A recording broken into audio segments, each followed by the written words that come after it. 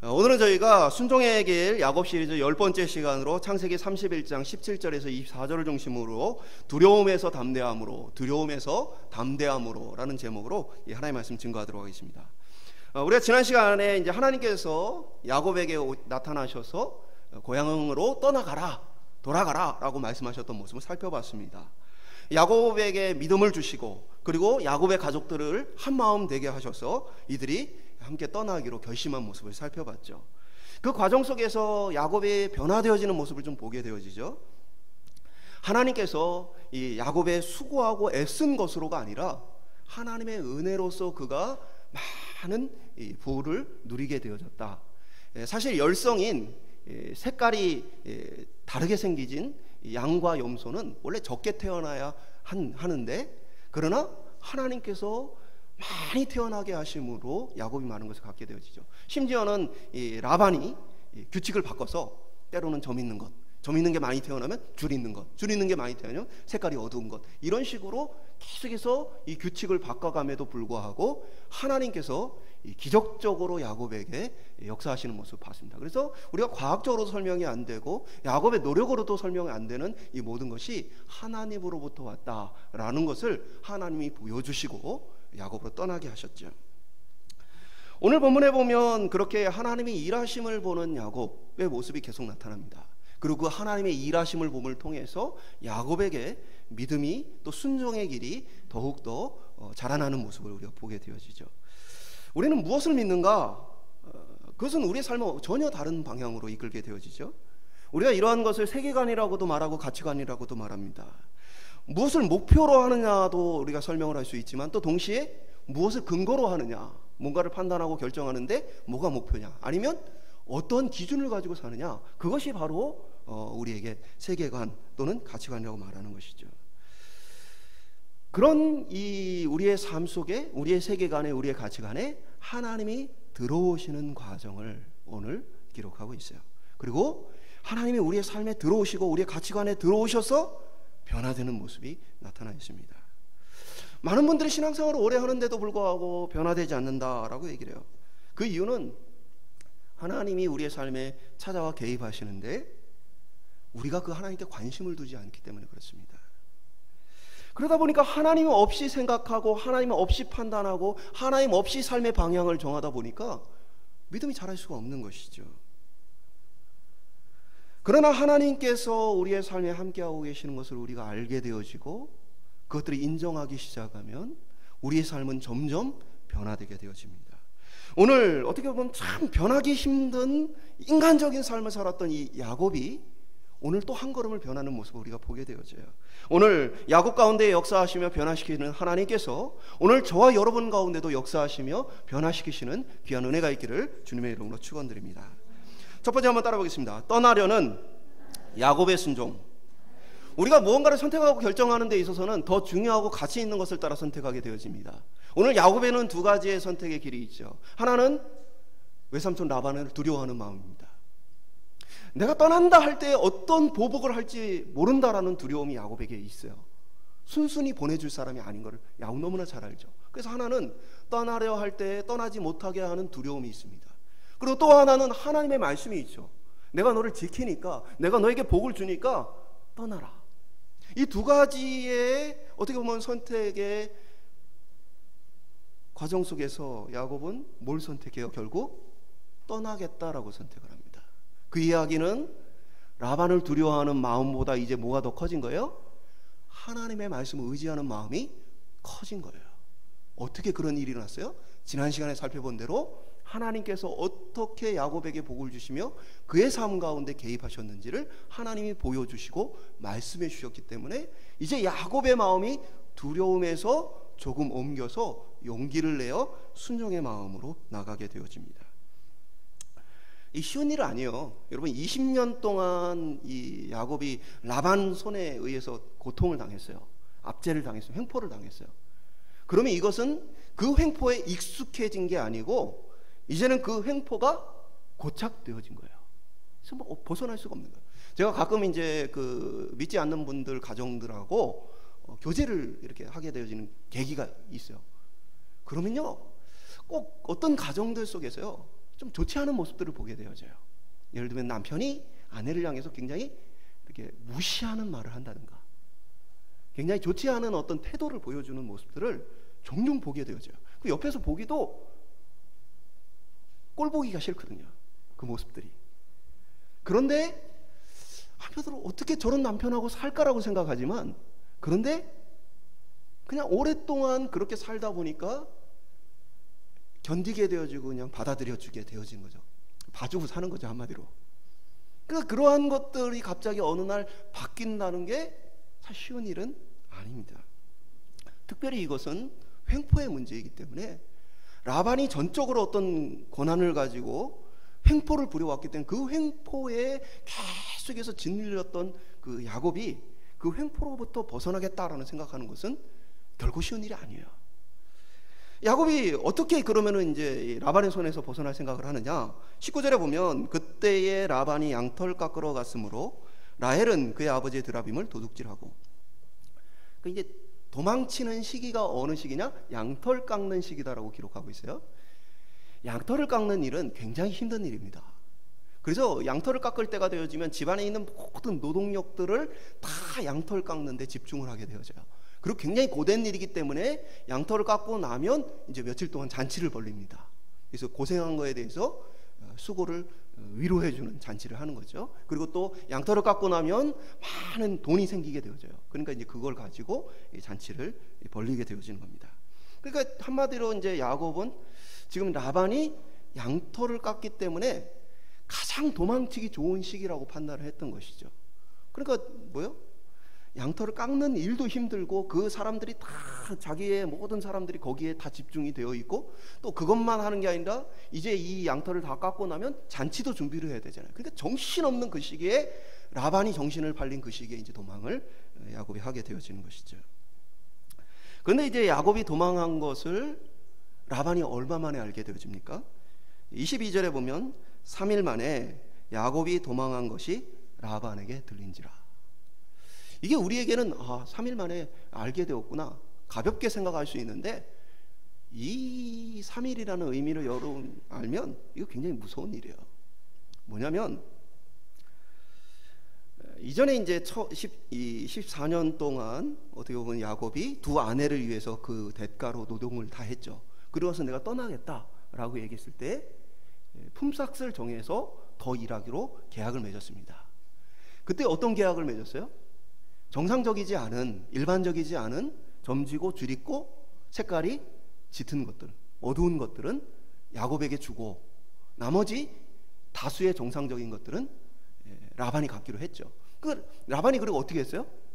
그것조차도 주기 싫어서 바로 그날에 그러한 것들을 다 모아서 자기 아들들에게 뭐래요? 상속을 해버리잖아요. 그나마도 야곱이 그것을 어떻게 하지 못하도록 어떻게 합니까? 상속받은 그것들을 3일 거리에 떨어진 곳으로 옮기게 되어집니다. 그래서 이 점지고 줄있고 이러한 것들이 혹시나 또 섞여가지고 더 태어나면 안 되니까 야곱의 몫을 줄이기 위해서 교활한 방법을 썼어요. 한마디로 얘기해서 지금 이 3일 거리는 어떤 거리예요? 창세기 30장 36절에 자기와 야곱 사이를 사흘길 3일을 뜨게 하였고 야곱은 라반의 남은 양떼를 치니라. 그러니까 한마디로 얘기해서 야곱이 도망치고 즉각적으로 알았다는 얘기예요. 왜요? 3일 길이 지금 떨어져 있잖아요. 그러니까 야곱은 도망쳤고 여기에서 누군가가 바로 3일 거리를 뛰어가갖고 라반에게 알린 거예요. 뭐가 무서운 일이야? 야곱은 평생 감시당하고 살았다는 얘기예요. 라반은 충분히 그러고도 남을 사람이죠. 혹시 야곱이 뭐 염색을 해가지고 양을 빼돌리지는 않을까? 야곱이 혹시 내 양 중에 어떤 것을 좀 숨기지는 않을까? 외삼촌 라반이라는 사람은 전혀 사람을 믿지 않는 사람이에요. 교활한 사람이에요. 그러니까 야곱 가운데에 야곱을 감시할 수 있는 사람들을 배치해 두었던 거예요. 어떻게 그걸 알 수 있어요? 우리가 지난 시간에 살펴봤던 본문을 통해서도 알 수 있어요. 창세기 31장 4절에 보면 야곱이 사람을 보내어 라헬과 레아를 자기 양떼가 있는 들로 불러다가 하나님께서 떠나라고 얘기하셨어요. 그럼 이제 야곱이 집에 가가지고 여보 하나님께서 우리를 떠나라고 하신대 하면서 준비를 해서 떠나주시잖아요. 근데 그렇게 안 했어요. 어떻게 했어요? 종을 보내서 집에 있는 아내들을 들로, 자기가 있는 들로 굳이 보냈어요. 얼마나 번거로운 일입니까? 왜 그렇게 했어요? 감시를 받고 있으니까. 자기는 이제 서로 계획을 잡고 자기는 평소처럼 양을 치고, 부인들은 돌아가서 뭘 하는 거예요? 이삿짐 챙기는 거죠. 그리고 신속하게 도망하기 위해서 야곱이 굳이 아내들을 들로 불렀던 것입니다. 우리가 생각할 때 야곱이 혼자 양을 쳤다고 생각하면 안 돼요. 야곱은 막 어떻게 보면 관리자였던 거예요. 왜냐하면 양은 한두 마리가 아니고 지금 어마어마한 양떼이기 때문에 야곱도 나중에 탈출을 하게 되어지면은 자기 종들이 많이 있죠. 마찬가지로 이 외삼촌 라반에게도 많은 종들이 있죠. 그러니까 일부의 종들을 야곱에게 붙여서 야곱을 계속 감시해 왔던 거예요. 그러니까 야곱은 이 감시를 피해 도망하기 위해서 어떻게 한 것입니까? 몰래 긴급 작전을 한 거죠. 비밀 작전을 한 거죠. 그래서 아내들을 불러다가 얘기를 하고, 자신은 평소처럼 양을 치는 것처럼 보이고 아내들은 짐을 싸고, 그리고 신속하게 지금 도망을 친 것입니다. 그런데 이 야곱의 순종은 하나님 말씀을 듣고 떠나기는 했지만 완전한 순종은 아니에요. 생각해 보시죠. 하나님이 나를 지켜주시겠다라고 그 사실을 믿는다면 야곱이 어떻게 했어야 돼요? 외삼촌에게 가서 얘기하면 돼요. 외삼촌, 하나님이 나를 고향으로 돌아가라고 하십니다. 그럼 나머지 하나님 알아서 하시는 거예요. 하나님은 믿으니까. 근데 야곱은 뭘 못 믿었던 거예요? 외삼촌 라반의 손에서 나를 진짜 지켜주는가 했을 때 못 믿은 거예요. 못 믿으니까 뭘 한 거예요? 몰래 도망가는 선택을 한 것입니다. 나중에 이것은 야곱으로 하여금 올무가 되게 합니다. 약점이 되게 해요. 야곱의 불완전한 순종을 보게 되어져요. 저는 이 본문을 바라보면서 아브라함이 갈대아우를 떠날 때 모습이 탁 떠올랐어요. 똑같은 이야기예요. 하나님이 떠나라 했어요. 아브라함에게 뭐라고 얘기하셨어요? 너의 본토, 친척, 아비 집을 떠나라. 근데 아브라함이 어떻게 떠납니까? 아버지 데라와 함께 떠나게 되죠. 그러니까 하나님이 원하신 건 고향을 버리고 너를 지켜줄 만한 모든 대상들을 다 버리고 내가 너를 지킬 테니까 나를 믿고 떠나라는 얘기였어요. 근데 아브라함은 어떻게 했어요?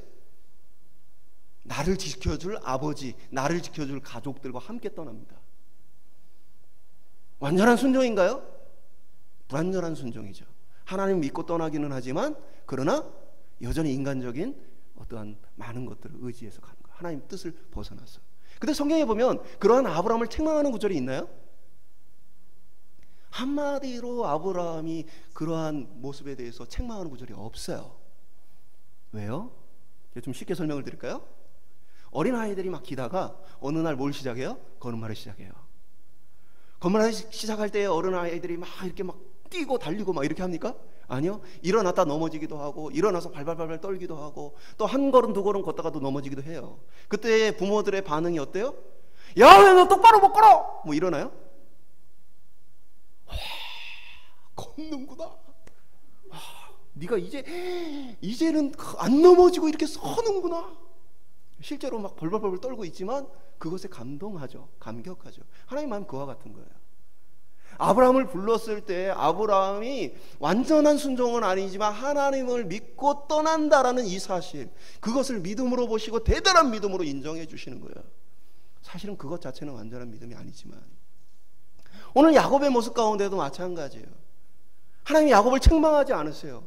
불완전한 믿음, 연약한 믿음이지만 그러나 상관없어요. 하나님의 계속해서 그를 키워가실 거니까. 저는 우리의 믿음이, 우리의 순종이 불완전해도 된다는 얘기는 아니에요.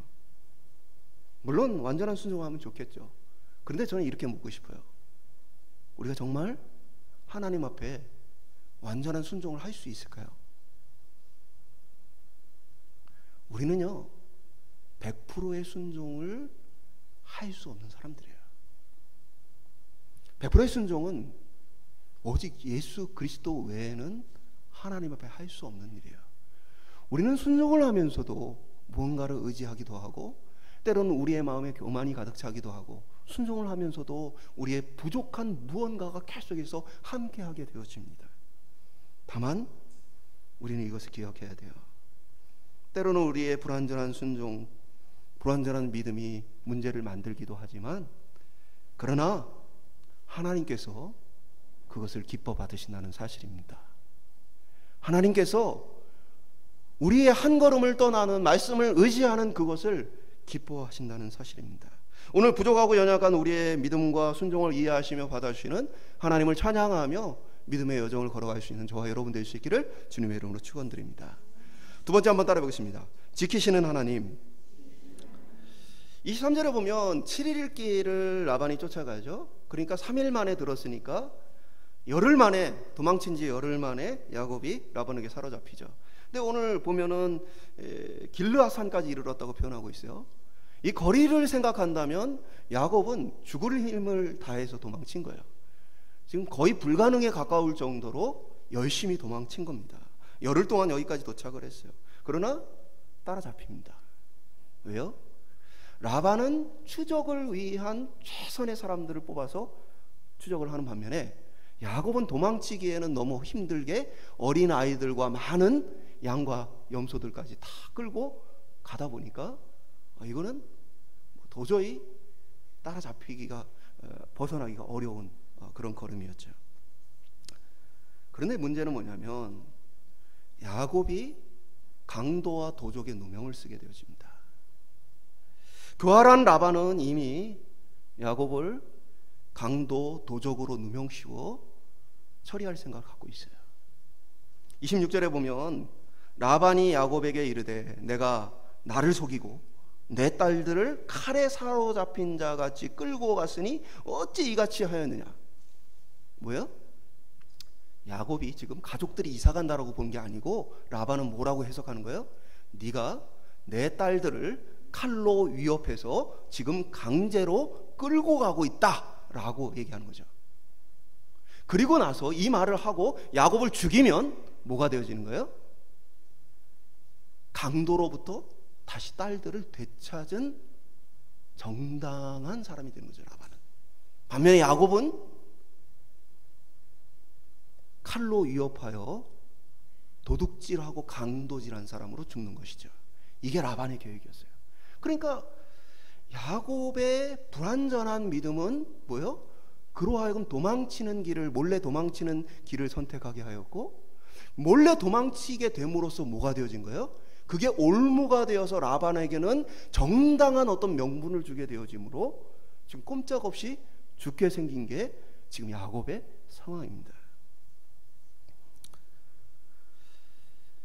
아마 이 말을 들을 때에 야곱의 등골이 오싹했을 거예요. 내가 나를 속이고 내 딸들을 칼로 잡음같이 끌고 가는구나. 이 얘기를 듣는 순간 야곱은 이게 내가 강도 도적으로 몰려서 죽겠구나. 굉장히 두려웠을 거예요. 근데 이러한 이제 불완전한 믿음의 모습은 말씀드린 것처럼 그의 할아버지인 아브라함, 그의 아버지인 이삭에게도 똑같이 나타납니다. 이들은 하나님을 믿었어요. 그렇죠? 믿음의 조상들이잖아요. 근데 그러나 하나님이 자기를 지켜준다는 거 100% 못 믿었어요. 그러니까 어떻게 했습니까? 두 사람 똑같이 자신의 아내를 누이라고 속이죠. 혹시 너무나 자기 아내들이 예뻐가지고. 실제로 이뻤을까요? 실제로 이뻤다라고 봅니다. 왜냐하면 왕들이 실제로 이 여인들을 취하게 되어지잖아요. 그러니까 그것 때문에 혹시 나를 죽이고 내 아내를 뺏어갈까봐 이들은 두려워서 자신의 아내를 누이라고 그냥 속입니다. 근데 어떤 일이 벌어지죠? 하나님께서 바로에게, 아비멜렉에게 경고하심으로 이들이 그 아내들을 돌려보내고 그리고 많은 재물을 함께 돌려주게 되어집니다. 말이 안 되는 일이 벌어졌죠. 왜요? 왕들은 피해자예요. 처음부터 아브라함이나 이삭이 자기 아내라고 얘기했으면 그럼 그냥 가만히 있었을 수 있어요.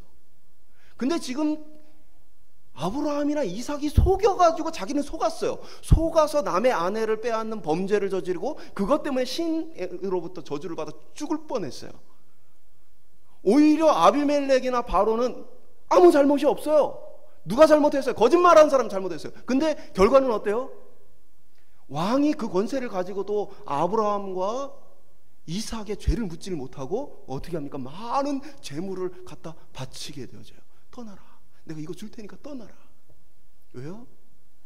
아브라함과 이삭의 뒤에 살아계신 하나님 본 것이죠. 그 하나님의 경고를 듣고 나니까 이들에게 함부로 했다가는 내가 그 하나님으로부터 어떻게 될지 모르겠구나 두려움에 사로잡혔어요.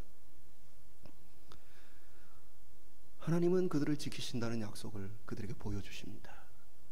오늘 똑같은 일이 벌어지는 거죠. 라반이 야곱을 죽이러 오는데 하나님께서 어떻게 하세요? 24절에 보면 밤에 하나님이 아람 사람 라반에게 현몽하여 이르되 너는 삼가 야곱에게 선악간 말하지 말라 하셨더라.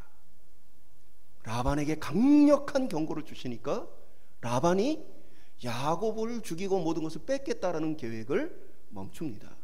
생각해보세요. 라반이라는 사람은 굉장히 욕심이 많은 사람입니다. 교활한 사람입니다. 그런 사람이 그 모든 계획을 포기하고 그 모든 재물을 포기했다는 얘기는 하나님의 경고가 굉장히 두려웠다는 얘기야. 오늘도 어떤 일이 있습니까? 하나의 더 일이 있죠. 라헬이 집으로 돌아가서는 어떻게 합니까? 드라빔을 훔칩니다. 라반의 드라빔을 훔쳐요. 드라빔, 사실 우리가 잘 쓰는 용어예요. 테라피라는 표현을 요즘 많이 써요. 테라피, 뭔가를 치유하는 것을 테라피라고 얘기해요. 드라빔이라는 단어는 테라핌입니다. 테라핌. 우리가 이제 한글로 드라빔이라고 했지만 단어 자체가 테라핌이에요. 그러니까 이게 뭐냐면 은이나 나무 같은 걸로 만들어서 집에 수호신을 삼는 거예요. 그러면 그것이 병으로부터도 자신들을 치료해주고 여러 가지 재난으로부터 자신들을 보호해준다라는 의미로 있는 집안의 우상이에요. 근데 라헬이 그것을 훔쳐서 갑니다. 그러면 이제 또 어떤 일이 벌어져요? 외삼촌인 라반이 제시했던 두 가지의 야곱을 죽일 수 있는 이유는 뭐냐? 첫 번째는 도적과 강도다 너는. 두 번째는 뭡니까? 특별히 너는 분명하게 나의 드라빔을 훔쳤다. 한번 생각해 보세요. 라반이 급하게 얘기를 들었어요. 지금 야곱이 도망쳤다. 모든 걸 가지고 도망쳤다. 그럼 급하게 사람들을 모아서 쫓아갔을 거예요. 근데 뭘 했어요? 내 집에 뭐가 없어졌는지를 확인했죠. 드라빔이 없어졌구나.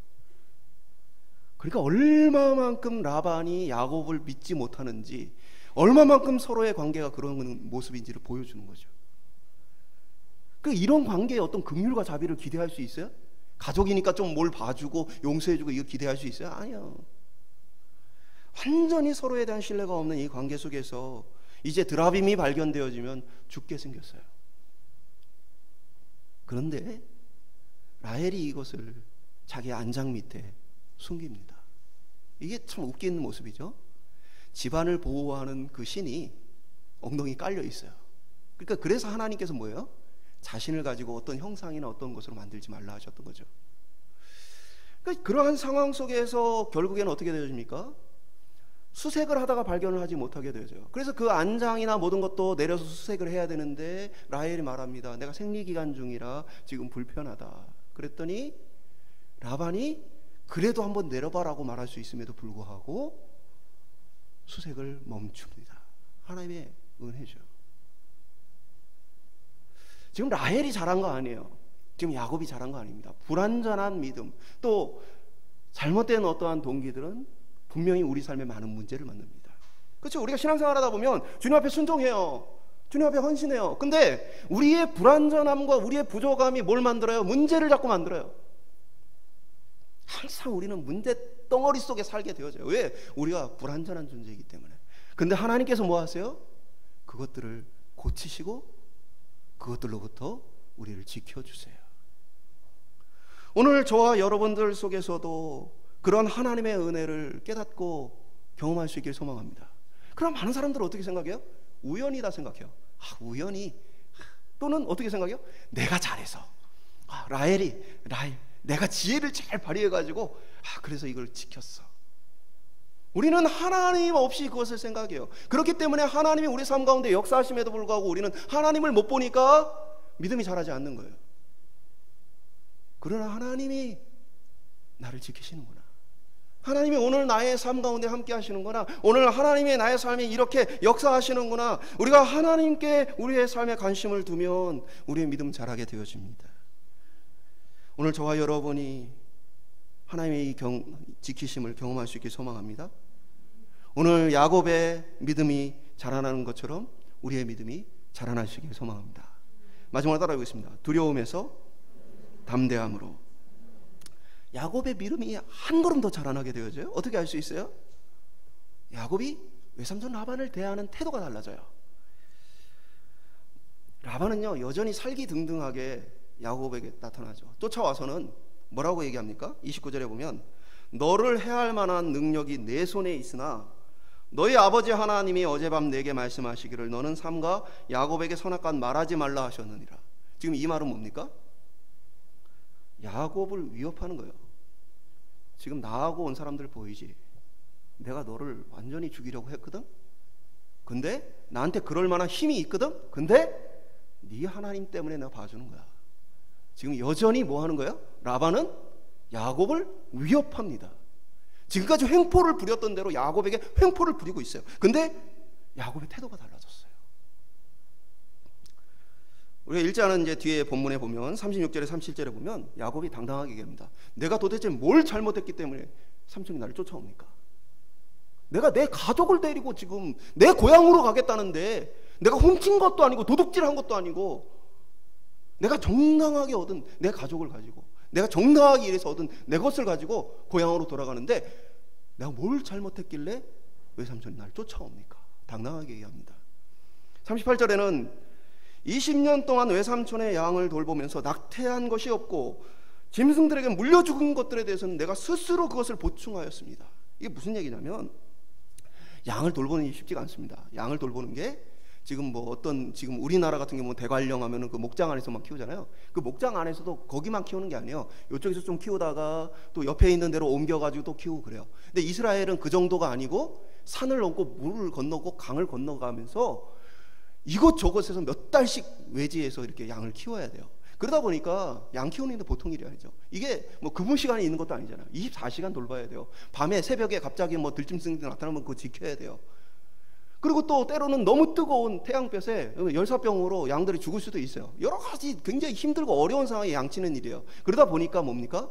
양을 일부러 잃어버릴 수 있어요. 그걸 당연한 일로 여깁니다. 양을 100마리 줬으면 100마리를 다 지킬 수 있다라고 계약을 맺는 게 아니고 양이 100마리면 그 중에 일부는 여러 가지 이유에 의해서 잃어버릴 수 있다라고 인정합니다. 그게 처음부터 주인과 목자 사이에 계약을 맺을 때 암묵적인 계약이에요. 관례예요. 근데 이제 좀 악한 어떤 이 목자들은 어떻게 하겠습니까? 새끼 양이 태어나면 그 새끼 양이 맛있을 때죠. 잡아먹는 거예요. 그리고 뭐라고 얘기합니까? 낙태하였다. 그 뭐 증거가 있습니까? 뭐가 있습니까? 아무것도 없는 거죠. 그러니까 지금 야곱이 하는 얘기는 나는 어떠한 다른 목자들처럼 어느 정도 인정되기 때문에 새끼 양을 가지고 내가 잡아먹고 나서는 낙태하였다 한 적이 없습니다. 한 번도 낙태한 일이 없지 않습니까? 나는 그런 악을 행한 일이 없다라는 얘기를 하는 거죠. 첫 번째. 두 번째는 뭡니까? 물려 죽은 것이 있으면 내가 보충하였다. 이게 굉장히 불공정한 거예요. 뭐냐면 앞서 말씀드린 것처럼 양을 돌보다가 일부를 잃어버릴 수 있는 상황이고 그것에 대해서 인정해요. 이게 어디에 나와 있습니까? 요한복음에 예수님께서 자신을 뭐라고 얘기해요? 나는 선한 목자라는 얘기를 하죠. 그럼 사꾼 목자에 대한 얘기를 하죠. 우리는 사꾼 목자 하면 이게 나쁜 의미로 생각하는데 나쁜 의미가 아니에요. 사꾼 목자는 그냥 돈 받고 고용된 목자예요. 돈 받고 고용된 목자는 뭡니까? 양을 열심히 돌보지만 일부의 양들이 뭐 짐승에게 물려가거나 이렇게 되면 그 양을 일부는 포기할 수 있는 권리가 있는 거예요. 로스를 인정해 주니까. 안 그러면 이제 그거 해결하다가 자신이 다치면 안 되기 때문에 이 양은 자신의 안위를 중요하게 생각하면서 동시에 일부의 양들에 대해서는 좀 잃어버린 것들을 허용하는 것. 이게 일반적인 돈을 받고 고용된 사꾼 목자예요. 이게 나쁜 의미가 아니죠. 근데 예수님 뭘 얘기한 거예요? 나는 내 생명을 주는 목자다. 선한 목자는 내 생명을 양을 위해 주는 자다. 자기 십자가의 사건을 얘기하는 거죠. 그런데 사꾼이었던, 몫을 받고 고용되었던 야곱의 입장에서 몇 마리의 양들이 짐승들에게 물려 죽은 것에 대해서는 원래 뭐 하는 거예요? 관습적으로 보상하지 않는 거예요. 근데 외삼촌인 라반은 뭘 요구했던 거예요? 그것까지도 다 갚아내라고 요구했던 거예요. 그러니까 지금까지 억울하게 그러한 식으로 빼앗겼던 모든 것들에 대한 이야기 지금 하고 있는 것이죠. 그래서 41절은 내가 그렇게 밤낮 고생하였는데도 당신은 나에게 이 10번이나 품삯을 변경하였다. 계약을 자신에게 유리한 대로 10번이나 바꾸었다 라는 이야기를 하게 되어집니다. 그러니까 20년 동안 너무나 억울하고 속상했는데 두려워서 말하지 못했던 것들이에요. 가슴에 묻혀놨던 일들이에요. 근데 오늘 하나님이 나를 지킨다는 확신이 있으니까 뭐예요? 지금 그 군대를 끌고 온 라반 앞에, 당장이라도 나를 죽일 수 있는 그 라반 앞에 당당하게 얘기하는 거예요. 하나님을 믿으니까, 하나님 날 지키신다는 이 사실을 믿으니까, 당신이 나에게 이렇게 하지 않았느냐. 42절에 보면 우리 아버지 하나님, 아브라함의 하나님 곧 이삭을 경외하는 이가 나와 함께 계시지 아니하였다면 외삼촌께서 이제 나를 빈손으로 돌려보내셨으리라 하면은 하나님이 내 고난과 내 손의 수고를 보시고 어젯밤에 외삼촌을 책망하셨나이다. 온화하게 표현했죠. 나를 빈손으로 돌려보냈겠지만은, 근데 사실은 빈손으로 돌려보내는 정도가 아니란 사실을 야곱도 알죠. 근데 하나님이 이렇게 하고 계시다. 지금 나를 지키시는 분은 하나님이라는 확신이 있으니까 책망하는 것입니다. 예수님도 이런 말씀하셨어요. 요한복음 16장 34절에 보면 이것을 너희에게 이르는 것은 너희로 내 안에서 평안을 누리게 하려 함이라. 세상에서는 너희가 환난을 당하나 담대하라, 내가 세상을 이기었노라. 예수님께서도 우리에게 얘기했어요. 내가 세상을 이겼다. 세상을 이긴 내가 너와 함께 하는데 너희 담대해라. 걱정할 거 없다 라고 얘기하셔요. 오늘 우리는 하나님 때문에 그 믿음으로 담대함을 살아가는 사람들입니다. 뭐 물가가 올라가죠. 이자율이 올라갑니다. 경제가 어떻게 될지 모르겠습니다. 이게 뭐 몇 개월을 갈지 몇 년을 갈지 알지 못합니다. 걱정이 있을 수 있고 근심이 있을, 걱정, 염려가 있을 수 있죠. 우리에게 누가 있습니까? 하나님 계십니다. 하나님을 믿으면 그 담대함으로 살아가는 겁니다. 오늘 내가 근심과 걱정과 염려 때문이 아니라 오늘 이 모든 것 가운데 나와 함께 하시는 하나님이 계시다 하면 우리는 담대할 수 있는 것입니다. 오늘 저와 여러분이 우리의 모든 걱정과 두려움, 염려를 하나님께 맡겨드릴 수 있기를 소망합니다. 저와 여러분이 주님 안에서 참된 평화와 안정을 누릴 수 있기를 소망합니다. 말씀 맺도록 하겠습니다. 야곱은 하나님 말씀을 따라 고향으로 돌아가고자 하죠. 그러나 여전히 외삼촌을 두려워하는 마음이 너무나 커서 몰래 도망합니다. 불완전한 순종이죠. 그 불완전한 순종은 문제를 만듭니다. 외삼촌에게 자신을 해할 수 있는 명분을 주게 되어져요. 그리고 외삼촌은 실제로 자신을 해하기 위해서 많은 사람들을 끌고 쫓아옵니다. 그러나 하나님께서 라반의 꿈에 나타나 야곱을 해하지 못하게 하십니다. 그리고 그 일을 라반이 야곱에게 스스로 고백하게 하십니다. 오늘 야곱처럼 우리도 불순종, 불완전한 순종하고 있는지 몰라요. 나 나름대로는 하나님께 이렇게 했어, 나 나름대로는 이렇게 충성을 했어 라고 생각하는데 사실은 우리의 죄된 본성과 연약함이 하나님께 충성을 하면서도 불구하고 계속 어떤 문제들을 만들고 있는지 모르겠어요. 근데 그것 때문에 우리가 낙심하지 않아야 될 이유는 하나님이 그 문제 해결하신다는 겁니다.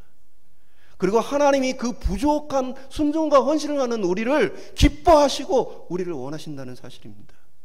물론 우리가 그렇다고 해서 어쩔 수 없어라고 신앙생활 하는 얘기는 아닙니다. 날마다 하나님을 알아감에 따라 우리가 자라나야 되겠죠.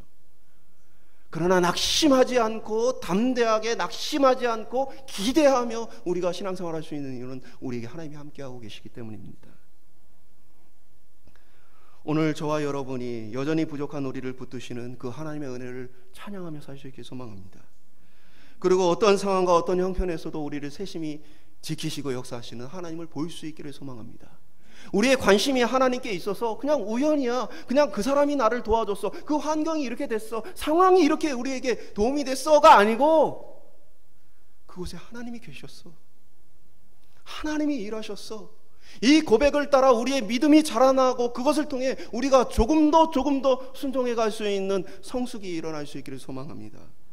그리고 그러한 성숙함 속에 세상이 어떠하든 담대하게 기쁘게 이 삶을 누릴 수 있는 저와 여러분 될 수 있기를 주님의 이름으로 축원드립니다.